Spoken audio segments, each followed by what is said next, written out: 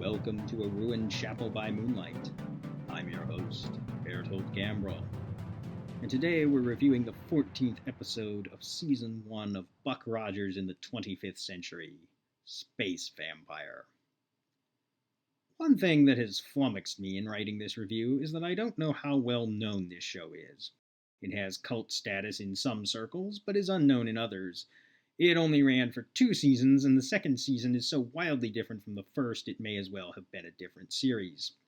As a result, I'm not sure how much background material readers may require. Briefly, it was a 1970s show based on a 1920s sci-fi adventure novella about an astronaut, Buck Rogers, Gil Gerard, who is transported 500 years into the future. There he joins the Earth Defense Directorate, led by Dr. Elias Huer, Tim O'Connor, and under the direct command of Colonel Wilma Deering, Erin Gray, and they have various spacefaring adventures. The show is incredibly cheesy, and generally the best episodes are the ones where they camp it up to the max. Recurring villain Princess Ardala, Pamela Hensley, was the best at this, but alas, she's not in this episode.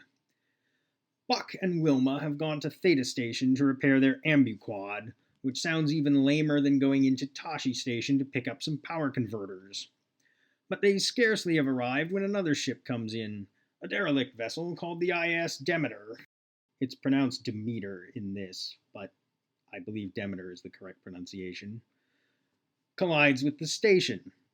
All the crew aboard appear to be dead of a virus called EL7, and the authorities on the station declare a quarantine so Buck and Wilma are unable to leave. But Buck and Wilma aren't convinced that's really what's going on, and the station's medical officer has his doubts as well. He tells Buck that the crew of the Demeter doesn't appear to be dead, not that they're alive either, but rather that the life force has been drained from them. It all gives Wilma the creeps, as she tells Buck, while they were searching through the Demeter, "For the first time in my life, I can feel death as a tangible presence." Buck learns from Dr. Huer that the Demeter had been carrying a passenger, a bounty hunter named Helson, who had been trying to track down the thing that killed his family, a monster known as a Vorvon. Buck finds security footage from Helson's room, which clearly shows him being attacked by some sort of invisible force. Soon after, Buck is attacked by the undead crew of the Demeter, during which the Vorvon reveals itself to him. He is able to ward it off, but Theta Station's commander still refuses to believe him or Wilma. Buck realizes the Vorvon will need to steal his ship to escape the station, and so rigs its autopilot to fly into a nearby star. Meanwhile, the Vorvon appears again to Wilma, and explains that she is the only one he wants. She surrenders herself to him on the condition that he not harm Buck or the others.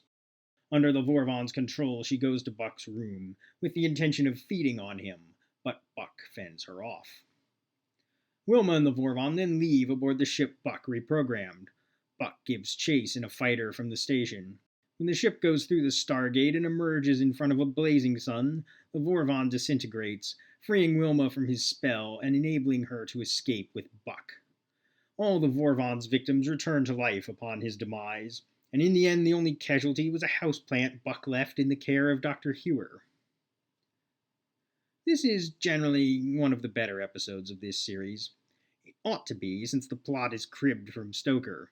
So cribbed, in fact, that it completely messes up the character of Colonel Deering.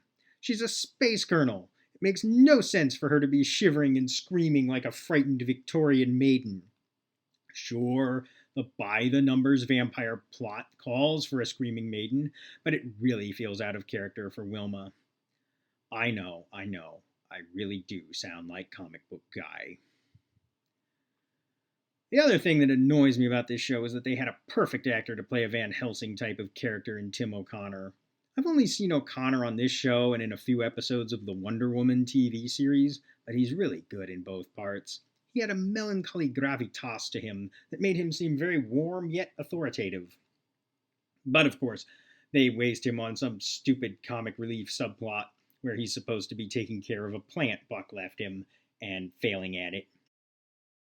This episode came out the year after the movie Alien, and I strongly suspect they were trying to cash in on the popularity of that film's combination of horror and sci-fi. And it might have worked, too, if they had remembered who their characters were. Wilma Deering was normally much closer to Ellen Ripley than Mina Harker anyway, so had they simply made her act like it, the episode could have been really good. Actually, if the whole series had just been Wilma Deering in the 25th century, having adventures under the command of Dr. Hewer, it would have been a better show altogether. But anyway, you are here to learn about the continuing popularity of the vampire myth, not read my Wilma Deering fan fiction. And what does it say about the vampire myth that it is so adaptable? We've already seen it go from foggy Victorian England to the swamps of New Orleans to the deserts of New Mexico, and now to outer space in the 25th century. It is nothing if not versatile. What does this mean? Is it simply that the plot of a monster arrives and messes things up is infinitely malleable? What does it say about us? You might well say I'm overthinking this, and I undoubtedly am. What is a blog for, if not for overthinking? Perhaps it is just a good story, and nothing more needs to be said. Well, maybe so. Maybe so. But like a cynical detective in a pulp mystery, I narrow my eyes behind my dark glasses, clench a cigarette between my teeth, and growl. I don't like it. It's too simple. Too easy. There is something bigger going on here, but I can't put all the pieces together yet. Come on, Jenkins, let's get back to the lab and see if those eggheads have dug up anything. Or something like that. Next week, we will post guards at every door, assemble all the guests in the drawing room, and see what we can make of it all.